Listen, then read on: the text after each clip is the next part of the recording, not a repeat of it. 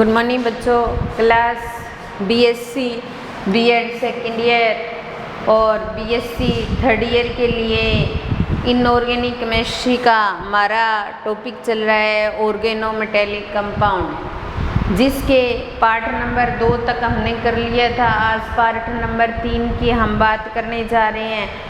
तो हम कर रहे थे कारक यौगिकों का वर्गीकरण, जिसके अंदर हमने लिगेंड की प्रकृति के आधार पर जो वर्गीकरण था वो कंप्लीट हो गया था। उसको हमने सरल कारक यौगिक और मिश्रित कारक यौगिकों में डिवाइड किया था। अब हम क्या करेंगे, दूसरे प्रकार का वर्गीकरण करेंगे और उस वर्गीकरण का नाम है MC बंध की प्रकृति के आधार पर, बंध की प्रकृति के आधार पर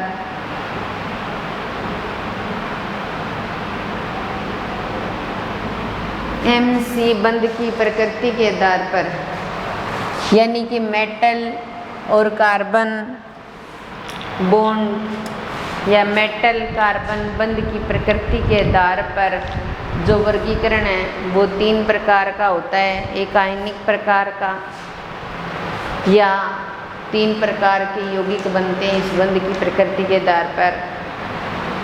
जो ऑर्गेनोमेटेलिक कंपाउंड है उसमें 3 प्रकार के बंध बनते हैं। आयनिक बंध, दूसरा होता है सहसंयोजक बंध, और 2 प्रकार के बंध बनते हैं इसके दौरान। और दोनों प्रकारों में एक के अंदर आयनिक बॉन्ड, आयनिक कंपाउंड बनेगा और दूसरे में सहसंयोजक। और तीसरा प्रकार है उसको हम कई बार अलग से भी पढ़ लेते हैं और वैसे इसका प्रकार भी माना जाता है। तो विस्थानीकृत इलेक्ट्रॉन या विस्थानीकृत पाई इलेक्ट्रॉन युक्त यौगिक है। विस्थानीकृत पाई इलेक्ट्रॉन युक्त यौगिकों को भी फिर आगे कई भागों में डिवाइड किया गया है, जिनको बोला जाता है सेतुबंध यौगिक, सैंडविच यौगिक या ओलिफिन यौगिकों में भी डिवाइड किया जा सकता है। तब उसके बाद में MC बंध की प्रकृति के आधार पर पहला जो प्रकार आता है वो आता है आयनिक यौगिक का। पहला प्रकार जो आता है वो आता है आयनिक यौगिक का, आयनिक कंपाउंड या आयनिक यौगिक। ऐसे यौगिक जिनके अंदर आयन्स बनते हैं, एक धनायन और एक ऋणायन आयनिक यौगिक बनते हैं, आयन्स बनते हैं, वो यौगिक आयनिक यौगिक होते हैं और इनके अंदर जो बंध होता है वो आयनिक बंध होता है। इस प्रकार के जो बंध बनते हैं या इस प्रकार के जो यौगिक होते हैं, जितनी भी क्षार धातुएं होती हैं उनके साथ में कोई भी जो अधातु जुड़ी होगी उनके अंदर उस क्षार धातु और उस अधातु के बीच में विद्युत ऋणता का बहुत अधिक अंतर पाया जाएगा। और इस प्रकार के जो यौगिक बनेंगे वो हो जाएंगे आयनिक यौगिक, और इनमें जो बंध बनेंगे वो हो जाएंगे आयनिक बंध। इस प्रकार के जो आयनिक यौगिक या आयनिक बंध बनने वाले जो होते हैं, ये जो हाइड्रोकार्बन्स होते हैं ये विलायकों में अविलय होते हैं और जल जैसे ध्रुवीय विलायकों में विलयशील होते हैं। तो इस प्रकार के यौगिकों के अंदर जो हाइड्रोकार्बन्स हैं, यानी धातु के अलावा जो भाग होता है उसको हाइड्रोकार्बन्स बोले जाते हैं। हाइड्रोकार्बन्स विलायकों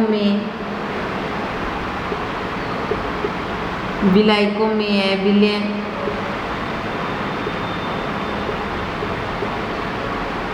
जो हाइड्रोकार्बन्स हैं वो विलायकों में तो है विलय, और जो जल या ध्रुवीय विलायक जो होते हैं, जल एक ध्रुवीय विलायक माना जाता है। ध्रुवीय विलायकों या जल में क्या होते हैं, विलय होते हैं। जल में क्या होते हैं, विलय। तो अध्रुवीय विलायकों में अविलय और ध्रुवीय विलायकों में विलय होते हैं। जैसे हमारे पास C2H5Na है तो यहाँ पर ये पॉजिटिव और ये नेगेटिव, हाइड्रोकार्बन्स भाग है, धातु है, तो ये एक कार्ब धातु यौगिक तो है ही, लेकिन ये एक आयनिक यौगिक भी है। और आयनिक यौगिक जो होते हैं वो विद्युत अपघट्य की तरह कार्य कर सकते हैं, जिनको सेल्स वगैरह या इलेक्ट्रोड वगैरह होते हैं उनके अंदर काम में लेते हैं विद्युत अपघट्य के रूप में, क्योंकि उसमें एक धनायन भाग होता है, एक ऋणायन भाग होता है।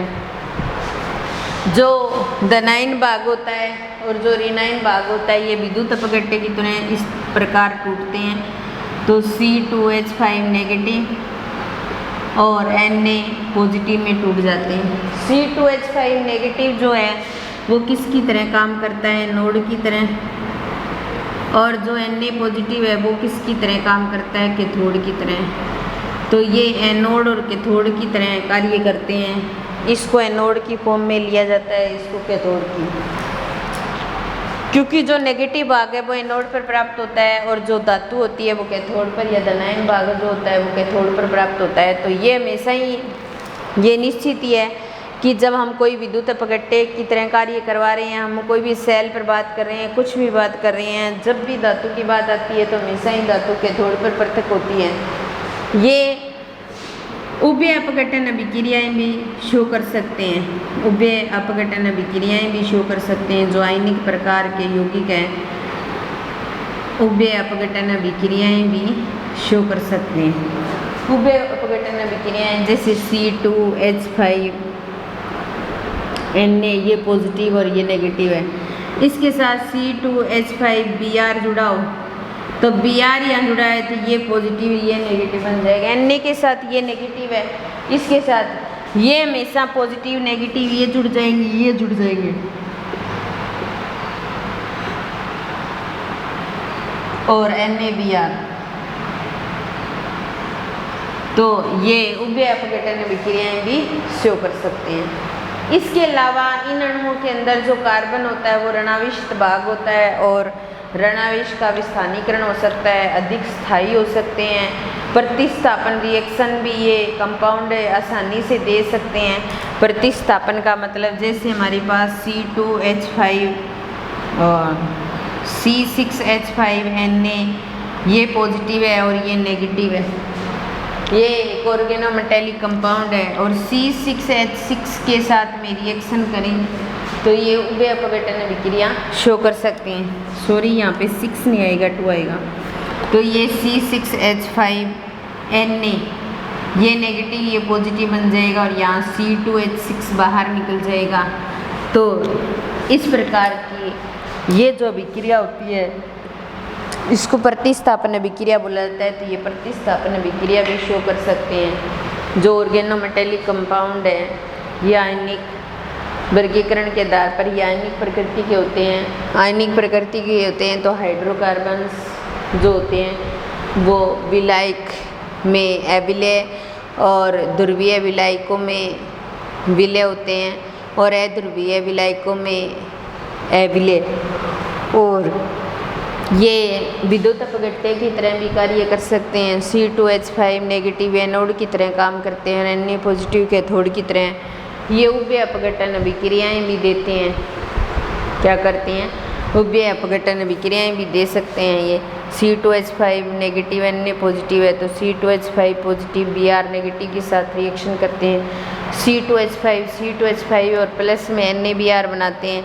C2H5N नेगेटिव और Na पॉजिटिव C2H6 के साथ रिएक्शन करते हैं। C6H5 नेगेटिव Na पॉजिटिव या C2H6 बना देते हैं। तो इस प्रकार ये उभय अपघटन अभिक्रियाएं भी दे सकते हैं, ये प्रतिस्थापन अभिक्रियाएं भी दे सकते हैं। तो ये थे आयनिक यौगिक। उसके बाद में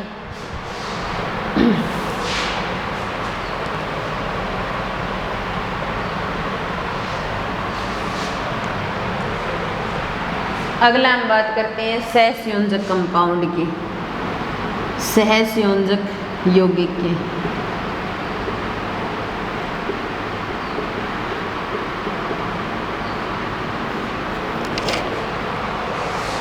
ये पेपर जो होता है वैसा ही होता है, इसमें थोड़े बहुत ही एग्जाम्पल होते हैं, तो ज़्यादातर चीज़ें समझने वाली होती है, बोर्ड पर कम करवाने वाली होती है, थ्योरेटिकल पोर्शन होता है।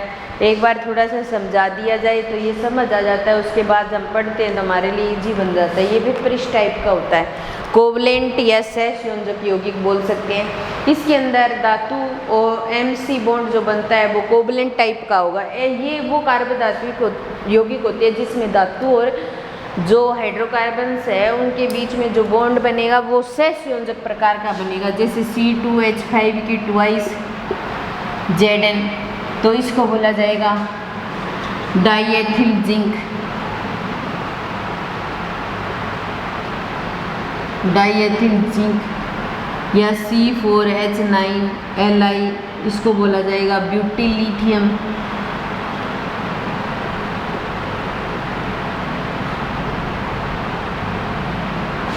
ब्यूटिल लिथियम या C2H5 की थ्राइस Al, इसको बोला जाएगा ट्राई एथिल एल्यूमिनियम।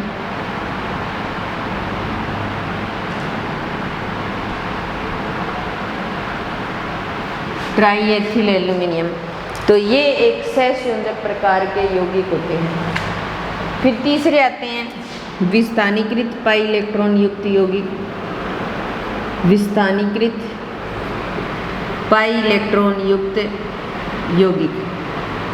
विस्थानीकरण का मतलब विस्थापन करवाना या विस्थानीकरण कराना। ये जो कार्बोधात्विक यौगिक होते हैं इनमें एक बड़ा समूह होता है और जो कार्बनिक समूह जो या विस्थानीकृत इलेक्ट्रॉन नंबर जो होता है वो धातु के जो रिक्त कक्षक होते हैं उनके साथ में बॉन्डिंग करता है, उनके साथ में अतिव्यापन करता है, और साथ ही रिक्त कक्षक और धातु के जो पूर्ण भरे हुए कक्षक होते हैं उनके मध्य भी अतिव्यापन कर सकता है, जिससे उनके मध्य क्या बनता है, पाई बंध बनता है।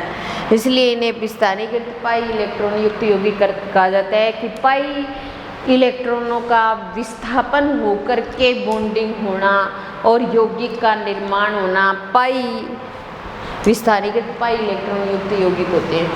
ये कई प्रकार के होते हैं जिसमें पहला होता है सेतुबंध युक्त यौगिक। सेतुबंध युक्त यौगिक। सेतुबंध युक्त यौगिक सेतु की तरह बनाते हैं, जैसे मान लो CH3 की थ्राइस Al है तो ये सेतुबंध बनाएंगे। सेतुबंध का मतलब ये सिंगल फॉर्म में नहीं रहेंगे, 2 की फॉर्म में रहेंगे, जैसे CH3 Al और CH3 और CH3 और Al और CH3 और CH3, इस प्रकार सेतुबंध बनाएंगे। सेतुबंधित संरचना के रूप में ये पाए जाएंगे, तो इसलिए इन्हें सेतु युक्त डाइमर की फॉर्म भी कहा जा सकता है, द्विलक की फॉर्म भी कहा जा सकता है। या हमारे पास में क्या हो, वेनेडियम BCO6 ये हो, वेनेडियम हेक्साकार्बोनिल हो, इसको भी हम जैसे ये वेनेडियम है, ये वेनेडियम इसके साथ CO5 जुड़ा हुआ है और यहाँ भी CO5 जुड़ा हुआ है और ये C डबल बॉन्ड O और ये C डबल बॉन्ड O, ये 2 की फॉर्म में हो, डाइमर की फॉर्म में हो, तो हम इसके स्ट्रक्चर इस प्रकार बना सकते हैं। तो इस प्रकार के जो यौगिक होते हैं वो सेतुबंधित यौगिक होते हैं। क्या होते हैं? सेतुबंधित यौगिक होते हैं। इसमें जो दूसरा टाइप होता है वो होता है सैंडविच यौगिक। इसके अंदर क्या होता है, हाइड्रोकार्बन भाग होता है और धातु होती है। हाइड्रोकार्बन और धातु जो होती है वो इस प्रकार से यौगिक का निर्माण करते हैं कि हमें सैंडविच की तरह दिखाई देते हैं, इसलिए इन्हें सैंडविच युक्त यौगिक कहा जा सकता है। जैसे हमारे पास में ये है और इसके साथ Fe जुड़ा हो,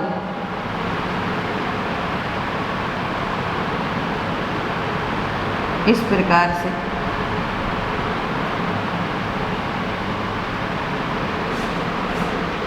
प्रकार से जुड़ा हो हमारे पास में दो जो साइक्लो पेंटाडाइन है उनके बीच में एक आयरन जुड़ा हुआ है, तो वो सैंडविच की तरह है, इसलिए इनको सैंडविच यौगिक भी कहा जा सकता है। उसके बाद उसके अलावा तीसरा जो टाइप होता है वो होता है ओलिफिन या एसिटिलीन प्रकार के यौगिक। ओलिफिन या एसिटिलीन प्रकार के यौगिक। ओलिफिन या एसिटिलीन प्रकार के यौगिक, इसके अंदर क्या होता है, कोई भी डबल बॉन्ड वाला ग्रुप होगा या कोई भी एल्काइन या एल्कीन एसिटिलीन यौगिक, कोई भी डबल बॉन्ड वाला हाइड्रोकार्बन्स भाग होता है वो हमारे पास मेटल हो। तो ज़्यादातर इसके अंदर संक्रमण धातुओं द्वारा बंध बनाए जाते हैं। द्विबंध या त्रिबंध के पाई इलेक्ट्रॉन जो होते हैं वो धातु के रिक्त डी कक्षकों के पास चले जाएं, तो उस वजह से जो बॉन्डिंग होती है और अतिव्यापन होता है और उससे जो यौगिक बनता है उन्हें ओलिफिन या एसिटिलीन यौगिक भी कहा जा सकता है। ये कार्बन और ये कार्बन इस तरीके से बॉन्डिंग हो, मान लो इसके और इसके बीच में इस तरीके से बॉन्डिंग हो, इस तरीके से, तो वो होते हैं ओलिफिन या एसिटिलीन यौगिक। और ये मेटल जुड़ी हुई है, मान लो इस तरीके से, इस फॉर्म में इस तरीके से जुड़ी हो, तो पाई बॉन्ड से रिक्त धात्विक कक्षकों के मध्य इलेक्ट्रॉन जा रहे होते, इस प्रकार के जो यौगिक बनते हैं वो होते हैं ओलिफिन या एसिटिलीन प्रकार के यौगिक। ये ऑर्गेनोमेटेलिक कंपाउंड का वर्गीकरण था, इस प्रकार का होता है।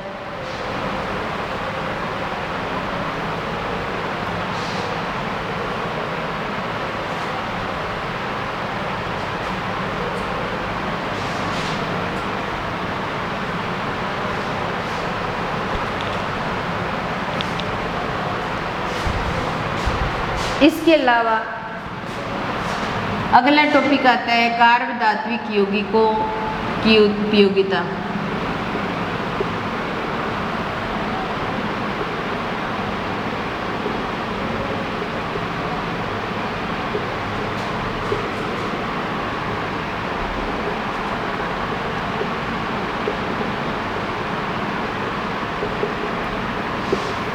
कार्ब धात्विक यौगिकों की उपयोगिता।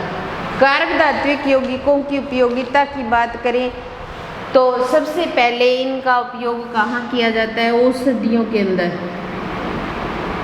कार्ब धात्विक जो यौगिक होते हैं इनका उपयोग औषधियों में भी कर सकते हैं, औषधियों के अंदर भी इनका उपयोग किया जा सकता है। सबसे पहले हमारे पास जो औषधि है उसको बोला जाता है मर्करी हाइड्रीन, क्योंकि ये जो ज़्यादातर औषधियाँ जो बनती हैं वो मरकरी व आर्सेनिक यौगिकों की बनती हैं। तो मरकरी हाइड्रीन यानी कि मरकरी से बनी हुई औषधि है, ये क्या करती है, कोशिका झिल्ली की पारगम्यता के लिए होती है, कोशिका झिल्ली की पारगम्यता के लिए होती है।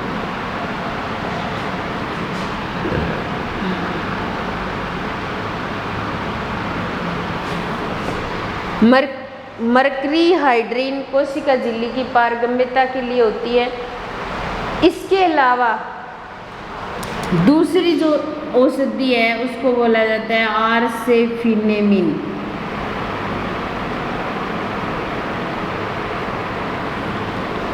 आर्सेफिनेमिन ये औषधि जो होती है वो आर्सेनिक से बनती है। ये जो औषधि होती है वो सिफिलिस अफ्रीकी निंद्रा उपचार के अंदर काम में ली जाती है, अफ्रीकी निंद्रा उपचार के रूप में।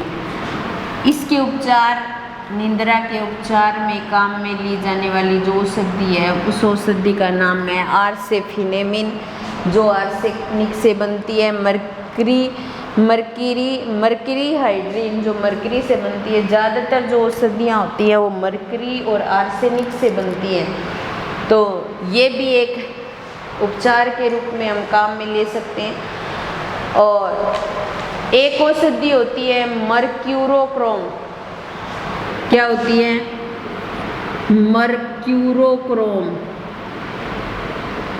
ये जो औषधि होती है ना, ये भी मरकरी से बनती है। घाव को सड़ने से बचाने के लिए, घाव को सड़ने से बचाने के लिए इस औषधि को काम में लिया जाता है। सड़ने से बचाने के लिए इस औषधि को बचाने के लिए औषधि को काम में लिया जाता है। इसको बोला जाता है मर्क्यूरोक्रोम। तो घाव को सड़ने से बचाने के लिए भी मर्क्यूरोक्रोम औषधि काम में ली जाती है। तो मर्करी हाइड्रीन कोशिका झिल्ली की पारगम्यता के लिए, आर्सेफिनेमिन सिफिलिस अफ्रीका निंद्रा उपचार के लिए और मर्क्यूरोक्रोम घाव को सड़ने से बचाने के लिए इस औषधि को काम में लिया जाता है। तो औषधीय उपचार में भी ऑर्गेनोमेटेलिक कंपाउंड का यूज किया जाता है। इसके अलावा जैविकीय व कृषि विज्ञान में, जैविकीय व कृषि विज्ञान में ऑर्गेनोमेटेलिक जो कंपाउंड है उनका जो उपयोग होता है वो जैविकीय कृषि विज्ञान के अंदर भी काम में लिए जाते हैं। जैसे हमारे पास ethyl mercury chloride, ethyl mercury chloride, ethyl mercury chloride का मतलब हाइड्रोकार्बन धातु और धातु एक ऑर्गेनोमेटेलिक कंपाउंड है। या फेनिल मर्करी कोई भी व्युत्पन्न है, तो इनसे क्या किया जाता है, बीजों का उपचार किया जाता है। इनके द्वारा क्या किया जाता है, बीजों का उपचार, और उपचार करके उन बीजों को बोया जाता है और बोने से बिना संक्रमित पौधे उत्पन्न होते हैं। कोई संक्रमण नहीं होता, बिना संक्रमण युक्त पौधे उत्पन्न होते हैं, बिना संक्रमण युक्त पौधे बोल सकते हैं हमने। यानी कि जो पौधे होंगे, नवीन पादप जो उगेंगे वो संक्रमित नहीं होंगे किसी भी रोग से। तो जैविकी और कृषि विज्ञान में भी इनका उपयोग किया जाता है। या भौतिक विज्ञान के अंदर भी ऑर्गेनोमेटेलिक कंपाउंड का यूज किया जा सकता है। इन फिजिकल साइंस, भौतिकीय विज्ञान के अंदर भी सिलिकॉन के जो कार्ब धात्विक यौगिक होते हैं उन्हें सिलिकॉन कहा जाता है या सिलेन कहा जा सकता है। इनका उपयोग जो होता है वो इनका जो उपयोग किया जाता है वो स्टोव को ग्रीस के अंदर किया जाता है।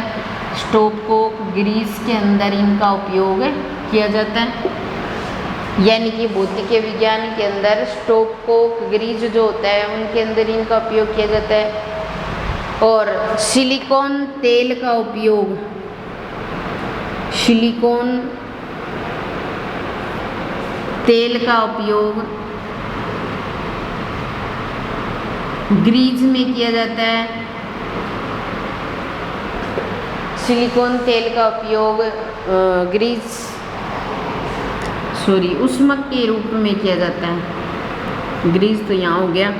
स्टोव को ग्रीस के रूप में या सिलिकॉन तेल का उपयोग ऊष्मक के रूप में करते हैं। या फिर हमारे पास में एक यौगिक आता है जिसको बोला जाता है TMS। इससे पहले वीडियो में मैंने बताया था इसका पूरा नाम, पेपर में पूछा हुआ भी है, जिसको बोला जाता है टेट्रामेथिलसिलेन। कई बार पेपर में आया हुआ भी है टेट्रामेथिलसिलेन। इसका उपयोग कहाँ किया जाता है, NMR स्पेक्ट्रोस्कोपी के अंदर किया जाता है।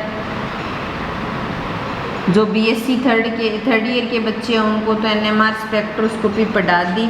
उसके अंदर मैंने बताया भी है कि टेट्रामेथिलसिलेन जो होता है वो TMS होता है, इसका कैसे यूज किया जाता है। और जो BSc BEd सेकेंड ईयर के बच्चे हैं वो 4 ईयर में जाएंगे तब NMR स्पेक्ट्रोस्कोपी पढ़ेंगे, तब TMS का हम यूज भी करेंगे। तो जो सिलिकॉन जो होता है, स्टोव को ग्रीस में सिलिकॉन तेल का उपयोग ऊष्मक के रूप में या TMS टेट्रामेथिलसिलेन का उपयोग NMR स्पेक्ट्रोस्कोपी में करते हैं। एक इसका उपयोग और भी किया जाता है, सिलिकॉन क्रीम आती है एक जो सिलिकॉन से बनी होती है। इस सिलिकॉन का उपयोग दाहक पदार्थों से बचने के लिए भी किया जाता है, क्योंकि जब ऐसे पदार्थों पर हम काम कर रहे हो तो उस क्रीम को हाथों पर लगा लिया जाता है, तो इससे हाथ जो होते हैं वो इन दाहक पदार्थों से बच सकते हैं। तो इनमें भी इनका उपयोग किया जाता है। इसके अलावा नेक्स्ट जो उपयोग है वो है उद्योगों में। उद्योगों में जो हमारे पास ऑर्गेनोमेटेलिक कंपाउंड है उनका उपयोग उद्योगों में भी कर सकते हैं। अभी हम करके आए हैं TMS, जिसको हमने क्या नाम दिया है, टेट्रामेथिलसिलेन। टेट्रामेथिलसिलेन इसका उपयोग जो होता है वो मोटर गाड़ियाँ जो होती हैं ना, उद्योगों के अंदर जो मोटर गाड़ियाँ होती हैं, गाड़ियों में अपस्फोटन रोधी पदार्थ के रूप में, अपस्फोटन रोधी पदार्थ के रूप में इनका उपयोग किया जा सकता है। अपस्फोटन रोधी पदार्थ के रूप में उपयोग कर सकते हैं। तो जो टेट्रामेथिलसिलेन है इनका फिजिकल विज्ञान में या फिजिकल साइंस में तो यूज है ही, इसके अलावा उद्योगों में भी टेट्रामेथिलसिलेन का उपयोग कर सकते हैं। अपस्फोटन रोधी पदार्थ के रूप में करते हैं, तो जिससे उस इंजन की क्या होती है, उस इंजन की ईंधन क्षमता बढ़ जाती है। क्या होती है, ईंधन क्षमता बढ़ जाती है। कोई भी इंजन जितनी देर काम कर रहा है उससे ज़्यादा देर काम करेगा अगर इसको यूज किया जाए। इसके अलावा इनका उपयोग जो होता है, एक होता है डाइब्रोमोएथेन, एक होता है डाइब्रोमोएथेन और एक होता है डाइक्लोरोएथेन। एक होता है डाइब्रोमोएथेन और एक होता है डाइक्लोरोएथेन। इन दोनों को मिला लेंगे और मिलाकर के उस पदार्थ का उपयोग करेंगे इंजन के अंदर। इंजन के अंदर करेंगे तो इंजन के अंदर क्या होता है, इंजन के अंदर एक लेड ऑक्साइड होता है, लेड ऑक्साइड नामक पदार्थ, वो इंजन के अंदर जम जाता है और उस पदार्थ को हमें वहाँ से हटाना होता है। तो लेड ऑक्साइड उस पदार्थ को हटाने के लिए ये दोनों काम करेंगे, डाइक्लोरोमीथेन और डाइक्लोरोएथेन को मिला लेंगे और मिला करके लेड ऑक्साइड को निकालने के लिए उपयोग में लिया जाता है, क्योंकि ये वाष्पशील हैलाइड्स होते हैं, इनका उपयोग भी कर सकते हैं। इसके अलावा हमारे पास में इसके अलावा जो निकल है या फिर कोबाल्ट के जो कार्बोनिल यौगिक हैं, कोबाल्ट के क्या हैं, कार्बोनिल यौगिक हैं। अब निकल के कार्बोनिल यौगिक का मतलब जैसे हमारे पास में NiCO4 हो, ये निकल का कार्बोनिल यौगिक है। CO2 CO6 की ट्वाइस 12 इस प्रकार के यौगिक जो होते हैं वो होते हैं निकल और कोबाल्ट के जो यौगिक होते हैं कार्बोनिल यौगिक। इनका जो उपयोग है वो कहाँ किया जाता है, अल्कोहलों के संश्लेषण में किया जाता है। किसका उपयोग, निकल के कार्बोनिल यौगिकों का उपयोग संश्लेषण में किया जाता है। इसके अलावा इसके साथ में आयरन के कार्बोनिल यौगिकों को भी काम में ले सकते हैं। आयरन के कार्बोनिल यौगिक का उपयोग भी कर सकते हैं। और इसके अलावा कोबाल्ट कार्बोनिल यौगिक है, इसका उपयोग भी उद्योगों के अंदर कर सकते हैं। अब सिलिकॉन रबड़ का उपयोग भी एयरक्राफ्ट जो होते हैं उनके जोड़ों को सील करने में या गर्म करने में या विद्युत रोधी बनाने में भी कर सकते हैं, या सिलिकॉन रेजिन का उपयोग भी कर सकते हैं अपने फिल्मों को बनाने में, या सिलिकॉन से बने रंगों का उपयोग हम कर सकते हैं स्टील ग्रीस बनाने में, इनमें भी उपयोग में ले सकते हैं। ये थे कुछ कार्बन धातु के यौगिकों के उपयोग जिनका उपयोग जैसे औषधि के रूप में करते हैं। मरकरी हाइड्रीन कोशिका झिल्ली की पारगम्यता, आर्सिसिफेनिन सिफिलिस अफ्रीका निंद्रा रोग में, मीरोक्रोम घाव को सड़ने से बचाने के लिए जैविकीय कृषि विज्ञान में एथिल मरकरी क्लोराइड का उपयोग किया जाता है। वो बीजों को उपचारित कर देता है, उसके बाद में उन बीजों को बोते हैं तो जो पौधे होते हैं बढ़िया बनते हैं। इसके अलावा भौतिक विज्ञान में भी इसका उपयोग किया जाता है। उद्योगों में भी बहुत सारे उपयोग हम इनके कर सकते हैं। अब इनकी पीढ़ी